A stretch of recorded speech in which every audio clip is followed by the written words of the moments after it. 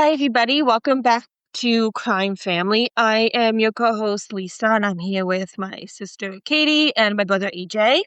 And today I will be telling the story, and I am doing the case of Madison Scott. I actually had only heard about this case not that long ago. I had never heard of it before, and I hadn't realized how big of a case it actually was. I don't know if you guys have heard of it. No, Katie might have. I think it sounds familiar, but I can't think of the details right now. Yeah, But okay. you might jog my Uh, memory. yeah, okay. So Madison Scott was a young girl with a bright future when she disappeared from a campsite in British Columbia in Canada in 2011, and she seemed to disappear into thin air.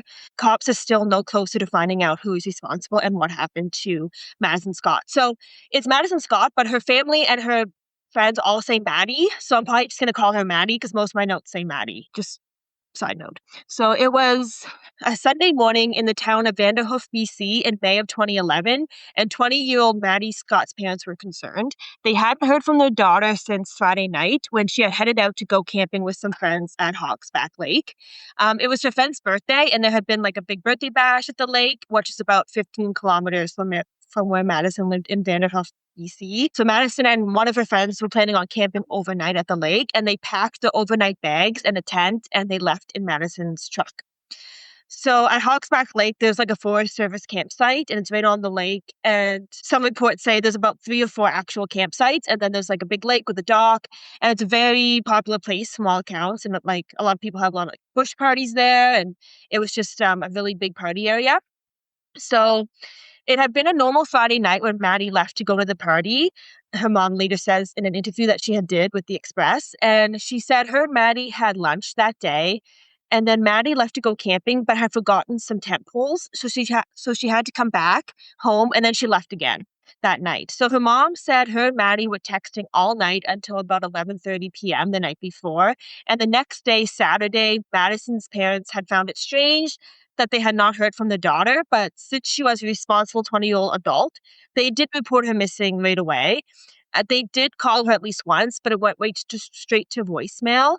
And her mother, she said she wasn't too concerned about this because she knew cell service could be spotty at the lake. But when Saturday turned into Sunday, and when they still hadn't heard from their daughter, they decided to drive to Hogsback Lake themselves and see what was going on. So when they pull up to the site, they find no one. But they do see Madison's white truck, and they also see her tent, but her tent is like completely flattened. Like it looks like it's just down. I actually do have a picture of it. It's just like it's just like a completely flattened tent. So they immediately go to her truck, but the doors are locked. So they peek in the windows, and they see Madison's purse and backpack, but not her cell phone and no truck keys. And Madison's mother said when she saw her daughter's belongings in the truck, that was when the real worry crept in because Maddy never went anywhere without her purse. So they decided to call the police right away. And when police arrive, the 2 lead detectives immediately start constructing a profile of Madison. So Maddy was close to her siblings. She has a brother, Ben, and a sister, Georgia. And after graduating high school, Maddy joined her father in the logging industry, which is like the biggest industry in the small town of Vanderhoof, BC. And police quickly learned that everyone loved Maddy and everyone only had great things to say about her. And she was very well liked in the community. And she was an avid outdoors person, and she loved sports. So right away, this becomes a huge search. There were search and rescue teams from 5 towns and cities altogether. So police quickly determined that around 3 a.m. was the last time Maddy was seen alive by partygoers. And then around 10 a.m. is when one of her friends came back to the campsite, and she doesn't see Maddy anywhere. So like between 3 a.m. and 10 a.m. roughly is the timeline, although some reports say it's between 4 and 8:30. Grid searches of the area begin immediately from the campsite, and helicopter searches are conducted overhead, and the nearby lake is searched. And on Monday, May 30th, the official search and rescue team with additional volunteers continue the grid searching around Hogsback Lake, and more helicopter searching is done. They thoroughly cover the whole area around the campsite and lake, but they do not see any sign of anyone leaving the area on foot or ATV on any of the trails through the woods. So the community starts putting up missing posters, and then throughout the next few days, the RCMP investigation continued, and a team of 14 members is assembled. So her friends, family, and volunteers, like I said, they continue grid searching for days and weeks. All the trails are searched by ATV and foot. House-to-house canvassing is done. People across the province of BC are contacted to spread the word and put up posters. A Facebook group is started and a temporary website is formed. And so the volunteer search group covered a huge ton of ground. So the initial search for Maddy involved an extensive area with helicopter searches covering approximately 2,788 square kilometers. So it's like roughly 50 kilometers by 71 kilometers. And this search spanned east to west between Isle Pierre and Fraser Lake, and north to south between Fort St. James and south of Paddock Lake. So it was a huge area that was searched. Grid searches of all the trails around the Hogsback area, nearby gravel pits were searched, and the Canadian Rangers actually spent a whole weekend searching. For those who don't know, it's like a vast, rugged wilderness. It is called the Great Wilderness for a reason. It's like it offers immense, like, undeveloped spaces, and many areas are only accessible by backcountry trails, by water or by air. And Vanderhoof, British Columbia specifically, is considered to be located in the wilderness or on the edge of it. And it has a reputation of being a wild and wonderful region. So trying to find one person in this vast wilderness is like finding a needle in a haystack, the cop said. It's just woods for miles, basically. So RCMP start interviewing and polygraphing people that have been at the party. So police say that they spoke to all 50 people at the party that night, but they had not been able to identify anyone who had a grudge or a reason to want to harm Maddy. And on the Justice for Maddy website, though, which has a ton of information, it says there were about 150 people at the party, and no one reported seeing Maddy. I mean, no one reported seeing her at all, which is not true because she was there. So that's odd. They even find out that the next morning at around 10 a.m., some party goers had come back to the campsite to clean up, and they saw her tent, and it was still standing at this point. And a truck was there too, but no one checked to see if Maddy was in the tent. And there was no other tents or campers around. It was just her tent. This time, right now, it wasn't flattened at this point. It was still up. And there was nobody around, and they never checked to see who was in the tent. So after talking to everyone that was at the party, there's one detail that emerges that is troubling for police and her family. Maddy's friends had left Maddy completely alone at the campsite that fateful night. Like, that's the one thing that they know for sure. Like, they all just kind of left her. So, like, the party that, I don't know if you said this or maybe I missed it, but the party that was happening out there, was it people that she knew, or was it going to be just a random party with a bunch of strangers? That was supposed to be just a birthday party for Maddy's friend. But another party actually happened on that same night, and this party had been posted on Facebook. So at the end of the night, the two parties kind of formed into one. Constable Tom Wamsteker, who's the lead detective, said that as far as Maddy knew, other people were going to be camping that night. It wasn't just going to be her. But as it turns out, as the night got later and later, people packed up and everyone eventually left, including a girl named Jody Bulldog, who had promised Maddy that she would stay with her. So Jody is brought up a lot in this case. A lot of people have negative thoughts about her. There was a lot of suspicion on her at first. So she actually said, she did an interview with 48 Hours, and she said that even now, years later, people still think she's a horrible person because she left her best friend out there. And she said she still has people writing on her Facebook that she killed Maddy. So Jody says that the police questioned her very hard for days, right away. And the two questions they kept asking over and over again to her were, did you kill Maddy? And were you there when Maddy was killed? And she goes into more detail about the night of the party. So she says that the party was only supposed to be people that they knew. But like I said before, there was another party that night as well. Apparently people had posted on Facebook about the party, so it turned into this huge Hogsback Lake party. And Jordy says she knew most of the people at the party until the end. She said at the very end, people came that she had no idea who they were. And then, according to Jordy, the party turns rough. The people had started a fight, and they started a fight right behind where Jordy was sitting. So she left to go stand by the fire. And at some point, Jordy is injured. She gets injured. I don't know if she was injured from, like, she was drunk, and I don't know if she got, like, a drunken injury or, like, the fight broke out and she got hurt in that. But she's injured. And so her boyfriend carries her to her truck, and they tell Maddy that they're leaving. And according to Jordy, Maddy's response when they told her they were leaving, she was like shocked. She was begging Jordy not to leave because Jordy was supposed to stay with her and in the tent. And she begged Jordy not to leave. And Jordy's like, well, come with us then. And she said she didn't want to leave her truck or a tent there. She was worried something would happen to them. So she's like, actually, I'll just stay. Like, I guess we'll just stay here. I'll be fine. So Jordy and her boyfriend leave her at around 1:30 a.m. But by 10 a.m. the next morning, Jordy said she was feeling guilty for leaving Maddy alone. So she goes back to Hogsback to help Maddy pack up and to grab her things. But when Jordy got there, she said she saw no Maddy. But she looked around and figured like she saw her truck. So she thought maybe Maddy was sleeping in the truck. But she does notice that Maddy's tent was a mess. So it was like, she said the tent door was wide open and the blankets and pillows were pushed to the side. And she said her rings were outside the tent, and Maddy never took off her rings. She said her rings and earrings were on the ground, so it was concerning for Jordy. But this whole ring thing is a huge part of the case. Like, when the birthday boy came back the next day around 10 to clean up, he didn't see any jewelry on the ground. Like, he never saw anything. He just, so that they're saying like the jewelry was never there.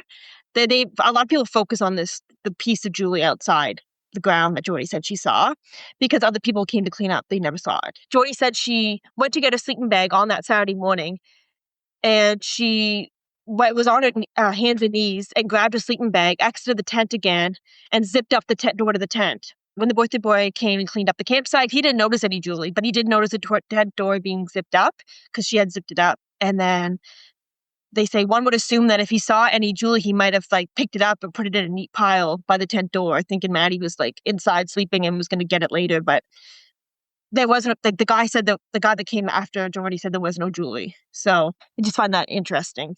Then that night, actually Saturday night, there was another party at Hogsback Lake. About 150 people in attendance showed up, and they said there was no jewelry there either. They got questioned. There was no jewelry. They noticed her tent, but they were just partying around the tent in her truck. And they also said Madison's phone stopped sending a signal about 8 o'clock on Saturday morning. So anyway, it was revealed that Jordy was one of the last people to see Madison, and her and the last people to lead the party were focused on intently after the investigation, after she went missing. And Jordy said the police talked to her every day for 3 months. She was considered a suspect, but she took 2 polygraphs, what she passed, and eventually she was eliminated as a suspect. But there's still, to this day, suspicion on her. So police continued following up on tips that they received, and they start following up on cell phone records, but there is nothing. There's no sign of Madison anywhere, and no one has said they saw her. There's a 28-year-old man named Fribion Borson, but he goes by Frib, so I'm going to call him Frib, but that's his name. But he was telling friends that he knew what had happened to Maddy. He was also a logger from Vanderhoof, and police said he was a friend of Maddy's, and they had spent some time together socializing. And Jordy kind of alludes to Maddy and Phipps kind of being a couple. And Jordy says she couldn't really believe that they were together because Phib was bad news. He had a troubled life and he had abused drugs, but his mother had told police that her son was turning his life around. And so, of course, when they find out that he's a suspect, there's talk in the town that Frib owed people money for drugs, and then they had abducted Maddy to teach him a lesson. So that's a theory that people grab onto. But police did investigate that theory, and Frib takes a lie detector test, and he passes. And the cops say, based largely on the fact that he passed the polygraph test, they clear him. The RCMP clear him as a suspect. But, however, 2 days after he was cleared, Frib then goes missing. And 2 weeks later, investigators found his severed head in an abandoned house in a nearby town, and they never found his body. So, shit. I know. I did not expect that. Me either. I was like, what? No.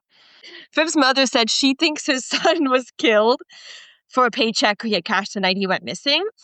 And eventually 4 suspects ended up being charged for Phip's murder.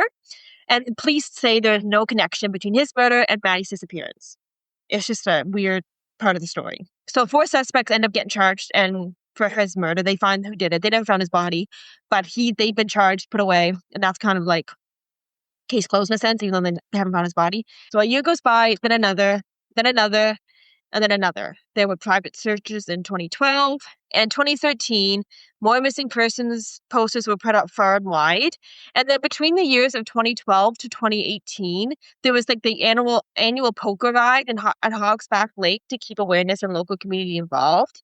And proceeds went to the local community association and funding for Find Maddy awareness. So a poker ride, had no idea what it was, but it's like an organized, non-speed, dependent event where participants on motorcycles, horses, boats, or like bicycles travel a scenic route, and they stop at 5 to 7 checkpoints to draw playing cards. And participants pay an entry fee, and they receive a map and a scorecard and visit designated checkpoints. And at each stop, a volunteer records a randomly drawn card on the participant scorecard. So that's kind of what they did every year to draw attention to the case. And then eventually multiple podcasts started discussing this case and then the theories that they've never ended. And still throughout all this time, police had no one, no evidence, no suspects, nothing. Maddy seemed to just disappear into thin air. So like I said, there had been no sign of foot traffic on any of the trails nearby, so police were convinced she had to have gotten into a car. But the search area, like I said, was vast and endless, and it seemed impossible to find it because some trails you couldn't even get. You had to get by boat or by air. So Madison Scott's parents, they become frustrated with the lack of leads and evidence, and they're becoming more and more heartbroken with each day that passes. So they decide to begin their own investigation separate from the police. So they create this huge board that had a list of people who had been at the party, and by their name, it had when they arrived, what they left, who they arrived with, and who they left with. And this huge board went up in the Scott's basement. And on it, they retraced all of Maddy's movements throughout that whole day she went missing. Maddy had gone to a liquor store and then had bought snacks a little later. And she is seen on security camera just hours before she vanishes in the woods. They also had a category on this big whiteboard labeled questions. And some of the questions were, why was she left on her own? And why did everybody leave? And I think for her parents especially, those two questions were the most perplexing. Like, why did her best friend leave her there by herself? Why did everyone leave her? Why was no one ever checked in the tent the next morning when they went to clean up? Why did Jordy never look in the truck to see if Maddy was in fact sleeping there? So that was the two questions that they just couldn't understand. But based on this separate investigation, there was still no leads. That led nowhere, and $100,000 reward of information was established. So Hogsback Lake is only a 15-minute drive from where the Scotts lived in the tiny town of Vanderhoof. And Vanderhoof sits along Highway 16, which I know you guys know. You did a case on it. And it's Canada's infamous highway called the Highway of Tears. So the Highway Tears is like a 724-kilometer stretch of highway in British Columbia, Canada. It connects Prince George in the east to Prince Rupert on the Pacific coast in the west. And this route is infamous for the high number of missing and murdered Indigenous women and girls. And since 1969, at least 18 women have gone missing or have been murdered in the very area where Maddy went missing. So I bring that up because one of the people that popped up on police radar, and one of the people that people kept saying over and over again, was the serial killer Cody Lijabukoff. So he was convicted at the age of 21 in 2014 of murdering 3 women and 1 teenage girl between 2009 and 2010 in or near the city of Prince George, BC, which is 100 kilometers east of Vanderhoof. So 6 months before Maddy went missing, another girl had actually vanished in Vanderhoof. 15-year-old Lauren Leslie, in November 2010, had set out to walk along the Highway of Tears from Vanderhoof to Prince George.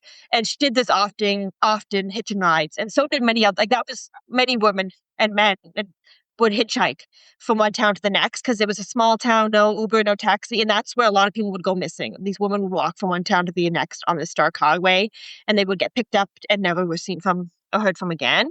So Lauren's dad had gotten a call at around midnight. And it was the police asking if Lauren was at home because they had found her ID. And so a cop had actually stopped 20-year-old Cody because he had seen a black pickup truck kind of like squealing out from a dark logging road. And something about it made the cop decide to stop him to see what he was doing. And they figured he was probably like poaching or hunting or doing something. So they stopped that. Cody said, yes, he was poaching. So they take a flashlight and they follow the truck's path back towards the logging road. And in a little bit a ways in, they find the body of Lauren, and she had been savagely murdered. So anyway, it's revealed later that police were able to tie Cody to 3 other murders along the Highway of Tears. But police believe there are many more victims of his. And now he has now, since he's serving life now for those murders. And that's just something else, like the Highway of Tears is a huge, awesome investigation. There's been like 1,400 persons of interest. 60,000 people have been interviewed. Anyway, I just bring that up because that was, they thought maybe Cody could be responsible for Maddy's disappearance. But he had actually been in jail custody for months before Maddy disappeared. So he was ruled as a suspect for this case. So he didn't do it. Like I said before, this was a huge case and investigation. And like a group of friends even traveled to the Grey Cup in Vancouver to distribute 6,000 flyers around Vancouver asking for clues. And it was just, the Highway of Tears is the perfect dumping ground. And it was just such a daunting task for the police to search. They didn't even know where to begin to search that whole stretch. And it really was the perfect place to get rid of something.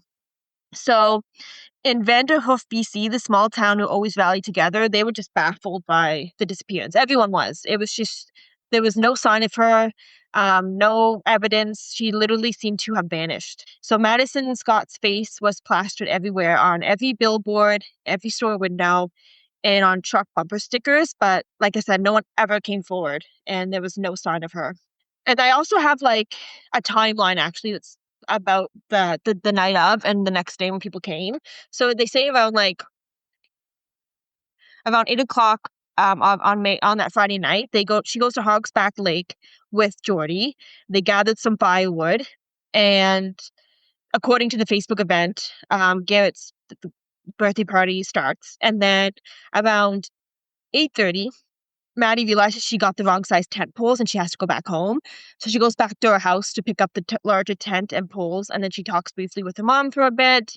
And then around 9:30ish, she arrives back at Hogsback and sets up the tent and settles in for the night. And then it says like Madison Scott spends the night in her tent while people continue to party, and the party continues outside. And then I think around 11:30, she has a text conversation with her mother. And according to witnesses, she's still in the tent at this time. So it seems like she was in her tent for most of the night. And then it says around 3 in the morning, Madison received an incoming call. And according to her mother, it was from a guy that she knew. And then around 3:30, Madison is still in her tent. It says 3:30 here, but then, Jordy says it's actually 1:30 when they leave. But it says, so she's still in her tent. She's still in her tent when Jordy asks Scott to leave with her, but Madison refuses to leave. So they leave her. People say at around 3:30, that's when she goes missing. That's the last time anyone's really seen her. She was by her tent, and then at 8:30 in the morning, Jordy comes back to Hogsback to pick up her sleeping bag and clothes, and discovers Maddy's tent unzipped and her sleeping bag pushed to the side, but she didn't see Maddy anywhere. And then the party host reported that he saw Maddy's tent when he went to clean her after the party. He saw that the tent was zipped up. He didn't check it out as he thought that she was sleeping. So he didn't want to go in. He just left her there while he was cleaning up. And then, like I said, then that night, a larger party happens on Saturday night. And this party had approximately 150 people in attendance. And then 12:30 noon is when she's reported missing on Sunday when her parents come. I really thought, when her parents come, the tent was flattened. But when Jordy it had been flattened when Jordy came, I thought that was very weird. But I guess they had a party that night. And I guess, I don't know, they flattened the tent. I don't know, they just, I don't know, the tent the tent being flattened on Sunday morning when it had been up when other people came to clean Well, up. how close was the tent to the party site? Right on site, or was it a little? I think so. I mean, down, they doesn't really say. It just said there was a party that night, and yeah, I don't know. The tent was flattened. That's what I got. I just picture it being a camp. Her campsite's kind of in the middle of all these other people just coming, and there's her campsite's just there, and everyone's just around partying because she's still there. I was gonna say, yeah, and someone probably falls on the tent. That detail of her tent being flattened when the parents came, but not flattened when Jordy came, I fixated on that so much. And then I found out that there had been between Jordy coming and the parents, there had been another party that night. So I'm like, oh, maybe. I mean, it's they don't even see someone in the tent. They just started to lay on it. They started I don't know. It's just weird that they're partying around this tent. And they also, and everyone at that next party on Saturday night is saying they never saw, that they arrived before the sun went down. Everyone's saying they never saw any jewelry outside the tent. Comes back to the jewelry. There was no jewelry outside the tent, like Jordy said there was. So anyway, it just always just that the rings on the ground and the earrings on the ground that that Madison apparently never took off. It's just weird that detail is just always something that is mentioned. So obviously so I guess they're assuming that she was dead before the second party happened. She was gone, and her mother does say, it looks like she was ready she was. And then another part that thought maybe that the tent got flat because her parents said it looked like she was in the process of disassembling her tent and grabbing her stuff, and something happened to her right outside her tent as she was packing up. I don't know. It's just the tent being completely just flat. I don't know. It's just odd to me. I think that makes more sense than people just kind of wrecking it. I'm not sure if someone's in there or not. I don't know.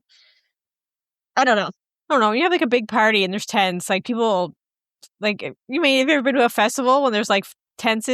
Or tents. People they're fighting. They throw chairs at tents and people are weird. And I've seen multiple tents being flattened with people in them. But yeah. Yeah. Also, her stuff was in the tent, right? Yeah, so when Jordy comes, she said all her stuff. Jordy went in, Jordy said the tent doors was open all the way, and all her sleeping bags and pillows had been pushed to the side, which is weird. Not like she had just been sleeping in all night.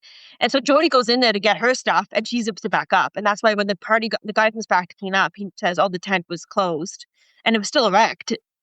Yeah, but when it's flattened, there's her stuff still in it, right? Yeah. Because that's why I was thinking, because you said she was in the process of packing up, and that's why it was maybe flattened. But you would take your stuff out before you flatten it. Oh, and that's what her mom just her mom just threw that out.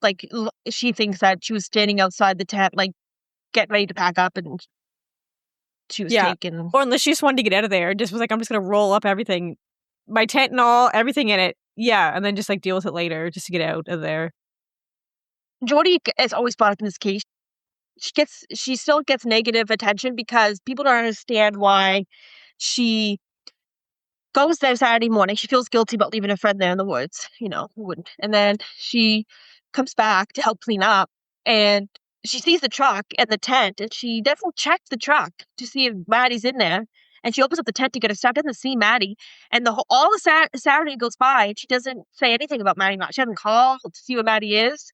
It's not until Sunday morning when the parents come that Jordy is oh yeah, it's just weird. Why did she mention? She just lets a whole day go by and she doesn't see Maddy or hear from Maddy all day. And she's not at a truck that's suspicious to police. I think that's why police, for 3 months, the police really pursued her heavily because that didn't make sense to them. It's just a little weird, a little suspicious. I think that you wouldn't even look in the see if your friend was sleeping in the truck like she thought she was. No suspects, no evidence, nothing was ever found. Her truck keys are missing and her cell phone. And she also was wearing flip-flops that night. So she was wearing flip-flops, and she went off into the wilderness, and flip-flops or something. Nothing was ever found of hers. All the leads had been exhausted, and she literally vanished. 12 years to the day Madison went missing, May 29th, 2023, RCMP announced they had found her remains in a rural property on the east side of Vanderhoof, BC, which is roughly 18 kilometers from the Hogsback Lake area where she disappeared 12 years prior, after a search warrant for the property was executed. So the property she was found at was owned by people who actually attended that party with Maddy. So apparently the father of two brothers who were at that party owned the property, and the property search was part of a long-term investigation by the RCMP Major Crimes Section Special Projects Unit following years of searches. I could not find, they never revealed what led them to that property. Anyway, so they found her remains on this guy's property. And so 2,000 people actually attended her vigil. There's a community, for a community the size of 4,500 people, almost half of the whole town was at this vigil for her. It was a huge, massive break in the case. But that's kind of where it ended. No cause of death to this day has ever been revealed. No arrests have ever been made. And as of early 2026, the investigation into the deaths of Madison Scott is still active or ongoing. And the $100,000 reward is still up for grabs. Why would they not arrest that person?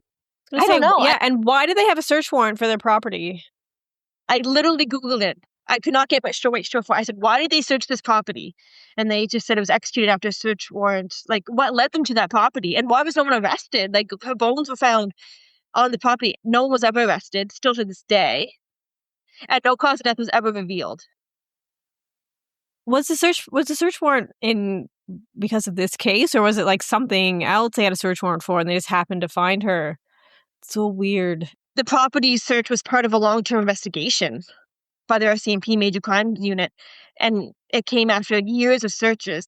It does not say why they chose that property, which I find is so weird. Like this, what led, and I find that no one was ever brought in for questioning. Like, no one who owned the property. It's so strange. Like I find it weird because it's like not only was her body found on the property, but like they can also connect the person who owned that property to the party that she was last seen at, which is also, so it's not like it would be like, oh, she was just randomly dumped on someone's property who might not be connected, but like that person has a connection to the party. So that seems like enough to at least bring them in for questioning, or like, wouldn't that be grounds for arrest? Was this a massive property where it would be like, if it was like, I guess it was like a huge property, someone happens to stumble across your property, you wouldn't necessarily see them there. If it's like wooded, you know what I mean? You're not going to like scour your entire property every day, right? You know what I mean? If it's a huge like wooded property. So it's not like it was a small little like townhouse or something with a body in the yard. It says the specific acreage of the property has never been disclosed. They're not saying anything. And it's, she was found May 2023, and there's still been no arrests and no cause of death. It's still unsolved. I don't understand. I don't see this ever when they're not even saying how big the property is. They're not saying, they never once arrested, but like no one was considered a suspect in that house, I guess. It's just odd. It's odd. It's very weird. It is. Right? I couldn't believe that I was like, was anyone ever arrested who owned that property? No. Like, no one was ever questioned. Like, no one was ever, like, considered a suspect. And they didn't say how big the property was. It says, like, the discovery was a major development, but no suspects have been publicly charged, and the investigation remains active. And it says, like, it indicated the land is owned by the father of brothers who attended the same party as her. But I mean, I guess I know, like, the reason, like, what's the point? I mean, I guess just to say they found the body, but like, usually, like, if something's still unsolved, you go to the public and release stuff and like a plea for information. But it's like, it seems like they have all the information they need, or most of the information they need. So what are they? But it's still not solved. I don't get it. Like, why did they go to that? Why did they search that place? It didn't say. It just said because of a search warrant executed. But it's like, why was the search warrant there must be executed? something. Like, there must have been someone from the party said something. They found texts or something in her phone. Like, there has to be some. They never found her phone. Oh, they never found her. Her phone and her keys.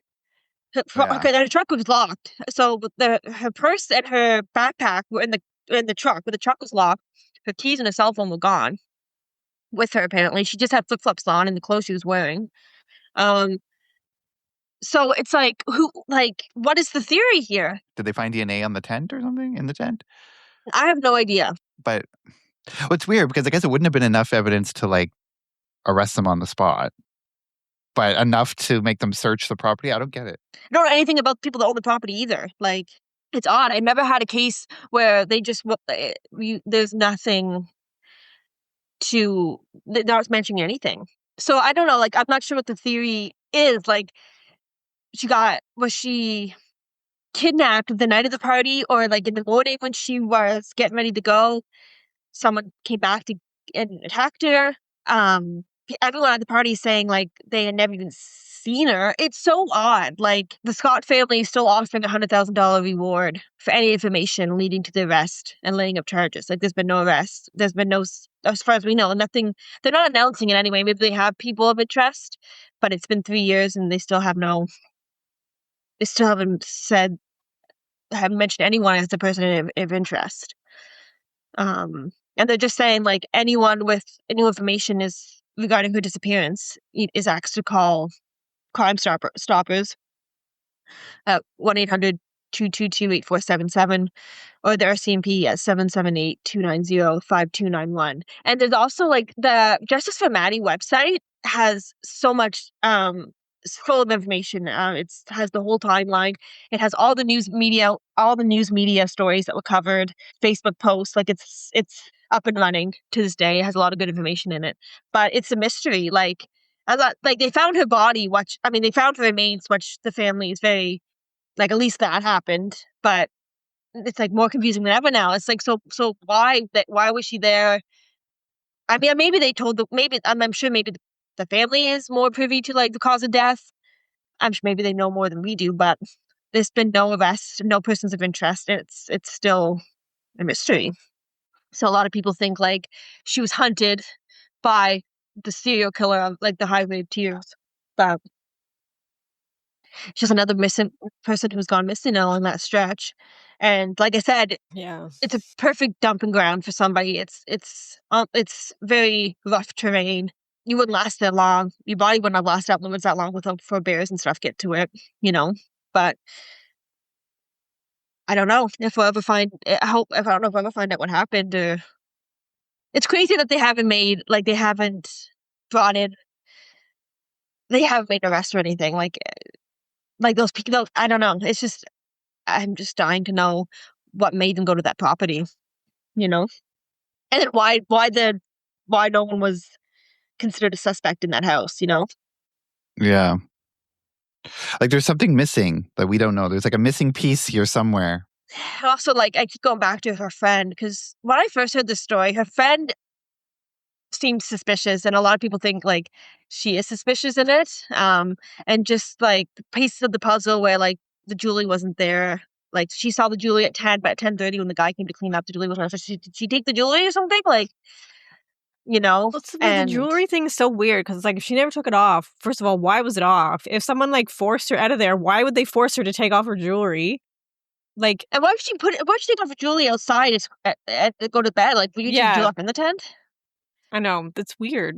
And it's sad because, she had thought, like, everyone was camping in that night. Her friend had told her, like, we're gonna camp there together. And then I think she went to sleep not realizing everyone had left her there. And then she wakes up in the morning, and maybe something happened to her in the early mornings, or maybe it wasn't until then following night something happened to her. I don't know. It's strange. Why would her friend make that part up about the jewelry? I know. Yeah, that's what I mean. But yeah. I know. Why say that if it's not true? Where did it go if it is true? Exactly. Yeah. Like, yeah, because that's what I was trying to think of. Like, if the friend knows more than she's saying, but, like, yeah, it's like, well, what's the point of that? Like, what would be her motivation for, like, saying that the jewelry was there and it wasn't? Because everyone else is saying it wasn't, so she would have to have a reason why she thinks that saying it was there. Yeah, would, like, make more sense. Maybe I don't know. Somebody else could have came along and just, like, stolen it, right? Like, I don't know. It's just the jewelry is just a piece of the puzzle that I just. Anyway, so Jordy is always going to be, I think, linked to this case. Okay, so they never found Maddy's phone, but did they ever check Jordy's phone to see if she, like, texted Maddy? See, like, maybe she never got an answer, and then she's just like, well, maybe Maddy's just mad at me because I left her, so she's not going to answer. So she didn't think it was that suspicious that she wasn't answering her. Yeah, and, like, they never found her phone, but they got her cell phone records, and they said, like, her phone, the last time her phone was on and working was 8:00 on Saturday morning. But they never, like, said, like, that the records show, like, incoming calls from Jordy or outgoing calls to Jordy. Yeah, I don't know. It's weird. And then they say that phone call at 3 a.m. that her mom said was from someone that they knew. They think it was that Fribbs guy who had been, like, kind of, like, seeing Maddy. And I don't know, I think the whole Phipps thing, him going and saying he know what happened to Maddy, and he had, like, a history of, like, a shady history, and the fact that he just passed a polygraph and he was cleared instantly is a little weird. And then his separate, like, that's a little weird. Maybe he knew something about it, that's why he was killed. Yeah, that's kind of what it seems like. Like, as soon as they got wind that he was talking about it, they got rid of him, But the force that they found who was responsible for his death, and they're in jail, and the police said there has been no connection. It's just so it's odd. Like, is she going to be another mysterious Highway of Tears murder that's never solved? It's like, what happens in those woods? It's crazy. I was going to say, yeah, it is like the perfect dumping ground. Like, anyone ever been caught for murdering someone on that highway? Like, no, people just go missing and murdered, and like nobody is ever caught. And it's even when people talk about it, like people say like she was hunted in those woods, like, and I always wonder, is the Highway Tears? Well, this one guy, Cody, but is there like multiple serial killers, or is just one who's been responsible? Like, it's just it's was it someone at the party who came back for her, and did something to her?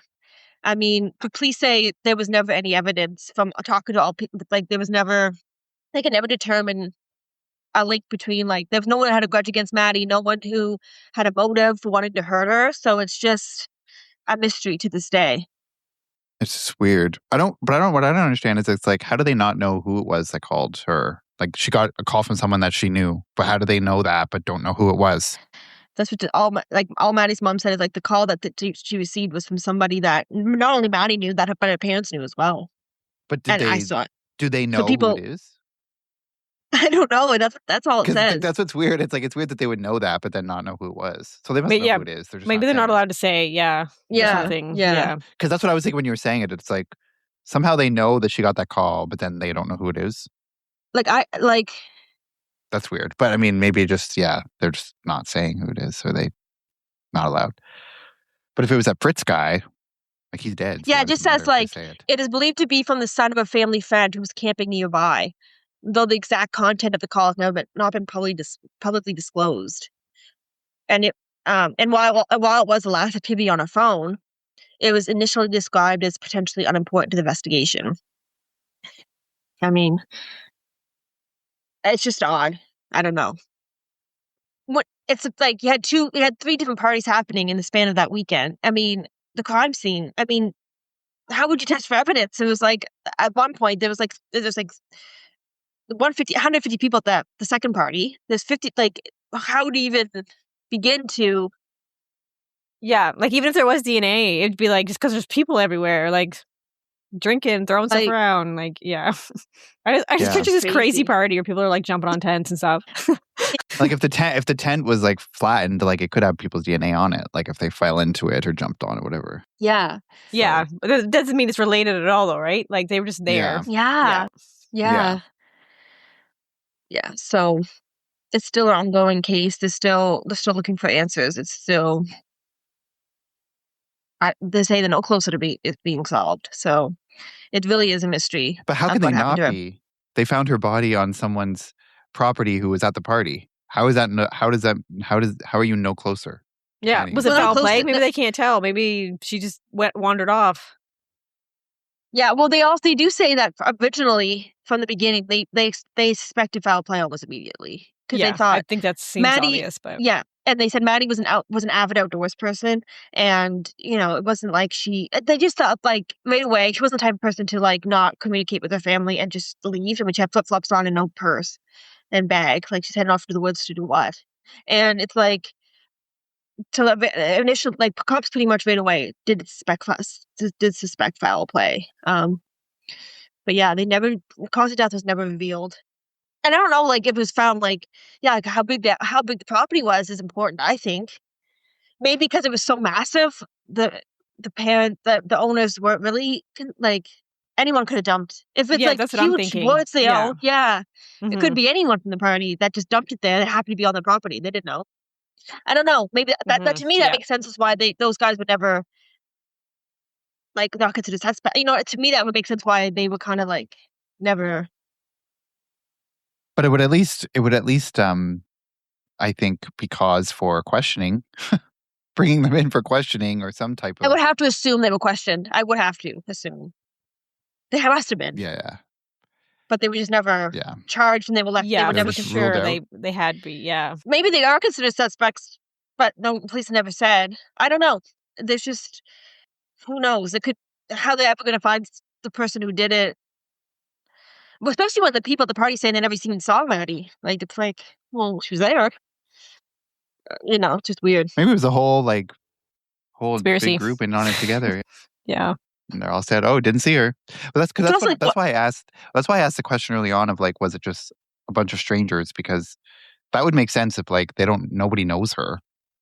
Then they'd be like, "Oh, I don't remember her." But like, obviously, if it's people who know her, they would know if they saw her or not. Yeah, well, it makes sense for the second party, right? It was just a bunch of random people that showed up, and she just happened to still be there. They wouldn't necessarily know if she was there or not. Yeah. But the first party, for sure. I mean, yeah. But like, even during that first party, at the end of the night, people showed up from that no one knew. Yeah, that's true. Like 2 parties combined, kind of, but still. I don't know. I think something happened to her that first night, and I think Saturday night, by the time Jordy and the other guys get the key night to clean up, something already happened to her. Yeah. I think it's something. I don't think they were partying, like, because I don't think they were partying with Maddy in the tent. The tent was squished. You know what I mean? I don't think I don't think, unless Maddy. Yeah, I feel she definitely wasn't in the tent that second time. Yeah. Like during the second party, she was already gone, I feel. Yeah. Yeah, I don't know. This just. So Lisa, do you think Jordy was involved? Like, what do you think? I don't think she was. I don't know. I think like there may be more that she knows that she's not saying. I don't know.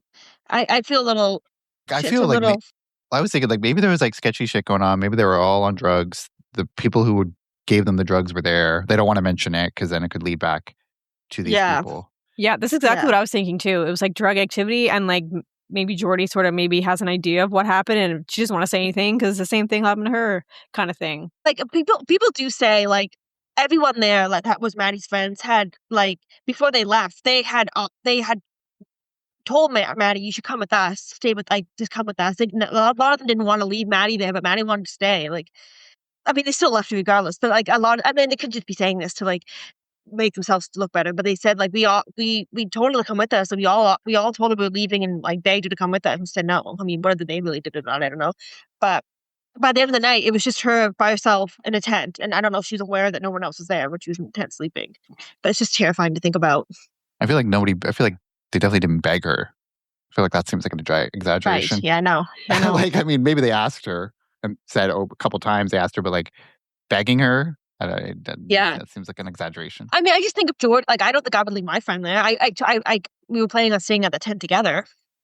Like, she said she was injured and she left. She could be that injured. She came back by herself the next day. Like, if you're someone who cares that much and that you're willing to beg her to go with you, you would just stay with her. If you were that concerned. Especially in the woods. If you and your friend planned to sleep in the tent together, you stay in the tent together, I feel. Yeah. But also it's like, you're there like, oh, we begged her. So obviously you care enough, but then you gave up. Okay. Well, then you can leave in the woods. Yeah. Like, that seems weird to me. Like, if you're obviously someone who cares enough to beg her, you would just stay with her if she wouldn't want to go. Like, I don't know. Seems weird. It seems like she was kind of taken while she was in her tent sleep, because her truck was unlocked. Her truck was locked, and her car keys were with her. So I feel like she had been in the tent with the keys in her phone, probably like beside her, or maybe her keys were in her pocket. I don't know, like. Yeah, or maybe she like left her tent to go to the bathroom or something, right, in the middle of the night. Took her jewelry off. Yeah, that doesn't make sense. Jewelry. I don't know about the jewelry, and it's an interesting part. Like, her rings and stuff on the ground. It's like, why put it on the ground? I don't know. She could have taken all her jewelry off and like set it on like a blanket or her clothes or something, and then someone rifled through her tent and like took her stuff out and it just happened to fall out at the same time, right? Like, doesn't necessarily mean she put it outside purposely. And someone else saying, oh, the jewelry wasn't, like, if it had been there the night of the party, it would have got stamped on and stuff, but it was in pristine condition when it was found. Like, someone else saying that, but then other people saying, well, when we came at 10:30, there was no jewelry. It's just it's something that like people fixate on. The ring, like, was there jewelry outside her tent or not? Like, you know, and I can't seem to get a straight answer. So if I have the timeline right, so Jordy was there first and said there was. No, they came together.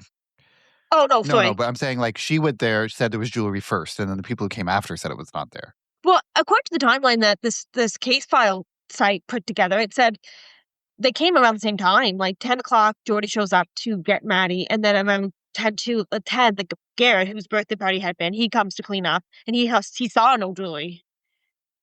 And no one saw it throughout the whole day. Like, and then other people showed up for that next party, and it was still daylight out. And they even said when they were questioned, there was no Julie around the tent. Like, it's just weird. Because like I was thinking, like if Jordy went there first and said she saw it, and like if we assume that's true, then someone else would have had to go to the campsite between that and the time that the other person came and took it. So why was there someone else at the campsite? It doesn't really give us any answers about that, but like, yeah, I mean, a lot of people like a lot of people would always come back the next day to clean up throughout the day. Like at least they clean up after themselves, which is nice. They would always come back afterwards, the day after, and get rid of all the cans and bottles, whatever. So they could have been multiple people throughout the day come back to get some to clean up or something, But into her tent and around her tent, like, I don't know, and it's weird. Like her mother said, and Jordy said, like, when Jordy came, the tent was wide open, the flat was completely down, and all her blanket and pillows were to the side. It doesn't look like she had been sleeping in it. Like, it was all to the side. That's like, so okay, I can understand, like, if you see an abandoned tent, it's like, okay, someone just left their tent. Like, I've seen, like, people just, like, get up and leave their shit, and, like, whatever, they just don't care. But, like, the car being there, like, her truck, like, no one just leaves their truck because they don't want it anymore. Yeah, and she did, and by all accounts, she didn't go. She thought, and then since she goes into the tent, Jordy goes into the tent to grab her sleeping bag and pillow, because like I said, she's supposed to sleep there, and that's when she saw everything was pushed to the side, and she comes out of the tent with her stuff and zips up the tent. So that's why when the next guy comes, he says the tent was closed. But she's like, oh, I figured Maddy was just sleeping in her truck, but she never went to look and see if she was. I think if she had gone to look and saw she was gone, maybe she would have raised the alarm. Maybe she would. I don't know. Maybe she was afraid. Maybe she's afraid Maddy would have been pissed at her that she didn't stay. She's like, I don't want to. I don't want to deal with that. I don't know. The police and even the police, like, they're like, it's just odd the way Jordy. It's just Jordy was suspicious to them right off the bat because of that. And she was one of the last people to see her alive when she left. Anyway, so she'll always be, I think, attached negatively to this case. And she said to this day, people still say she killed her. And I also feel like whether or not that guy's severed head, like whether or not that happened because he was involved or not, it also didn't help the case. Like maybe people didn't come forward after that because they were afraid that it was connected. Yeah, even if it wasn't involved, like related, but maybe people could think that. I think we've seen lots of cases, like when the investigation is ongoing, the police are very tight-lipped, always tight-lipped, but not like this. Usually the cause of death is revealed. Usually, like, there's something. Well, unless they don't know the cause of death, like if it's just her bones. Yeah, but they could say that, though. They haven't even said that. They haven't said they don't know what the cause of death is, right? They just haven't said anything. Yeah, they said no cause of death has ever been revealed. So and that's different than saying they can't determine it. They looked and tried to find out and can't determine. Yeah. So that makes it seem like they know, but I feel like they're holding that info in case if somebody knows, and it's because they were there, and it's not because it's out there. Yeah, they do that, I guess, a lot. I guess it just depends. I guess what makes. Yeah, I don't know, but her phone was never found, and as far as I know, her truck keys were never found. Yeah, anyway, she had been so close by. And people are like, well, had she been there for the whole 12 years, close by, while all the surgeries were being done, helicopter and like, was she there recently? Like, she just got moved there and then they found her? Yeah, that's what I was thinking. But yeah, were they holding her somewhere? Yeah. Yeah, what are the chances they just move her and then a search warrant is executed? So maybe she was there the whole time. I don't know. Yeah. I remember go walking in the woods somewhere, and I saw her poster before she was found. I mean, it was a massive case. Yeah, there's so much we don't know. I can't wait to hear the update that they like arrested somebody. Do you think the guy with the severed head was related to that? I don't know. Like, the cops don't think so. Like, literally 2 days after he's cleared as a suspect, he goes missing. And then his severed head is found 2 weeks later. And like, it seems like the four suspects that were charged for that, you would think like that would be a logical explanation. Like, those four people could have something to do with Madison Scott. They think his death was gang related, and they think like a lot of people are going to come forward because they're scared of the gang, I guess, because he did live the high risk lifestyle. I don't know if Maddy like was a part of that or even knew about that, or I don't know, but it's just like an interesting part of the puzzle that he ends up going missing right after he like it's like her talking about the case and saying to everyone that he knows what happened to Maddy. So I don't know, but it's very strange. Do you think she got like? Do you think like she was missing got missing that night, or she was there all Saturday as well? No, she probably got missing that night. I don't think she would stay there all Saturday. She probably head home. Yeah. I feel like she's definitely not missing that first night. Yeah. And the fact that they all said like, "Oh, we never saw Maddy," but then it's like the timeline kind of alludes to Maddy. Like for most of the night, Maddy was in a tent. So maybe they just didn't think she was there. I don't know. It's just odd. It's weird. Very weird. Very Yeah. weird. So like I said, there's still $100,000 reward for any information leading to the arrest and the laying of charges. And anyone with new information regarding her disappearance is asked to call their CMP at 778-290-5291, or you can call anonymously at Crime Stoppers at 1-800-222-8477. And that's it. That's the case for today. Crazy. At least they found the body, which like gives a little bit of like that closure, but it just opens up a whole new can of worms without any answers. So I feel even like it's like, and you feel bad because like at the time they probably thought like, oh, this is it, right? They're going to find what happened, and then it's like still 3 years later and it's nothing. Still, so I feel bad. Yeah, like who knows how long it would take for them to arrest somebody. We'll update you if anything happens. We'll provide updates as they come. So that's it for this episode of Crime Family. If you are a fan of the show, you can follow us on all the social medias. Crime Family Podcast on Instagram, TikTok, Facebook. You can also subscribe to us on YouTube. So just type in Crime Family Podcast on YouTube. You'll find us there. That is where all of the video versions of these episodes are available, as well as on Spotify. You can find the video versions. But it's just the audio versions if you're listening on Apple Podcasts or everywhere else at this time. But so yeah. Definitely go to Spotify or YouTube if you want the video version. So also you can email us, crimefamilypodcast@gmail.com, if you have any case suggestions or theories or feedback on any of our episodes or cases that we've done. We'd love to hear from you. Make sure you give us a review on your podcast app of choice, and make sure you reach out, engage. We'd like to hear from you. So that's it for this week. We will be back next week with a brand new episode and case. And until next time, take care. Bye. Bye.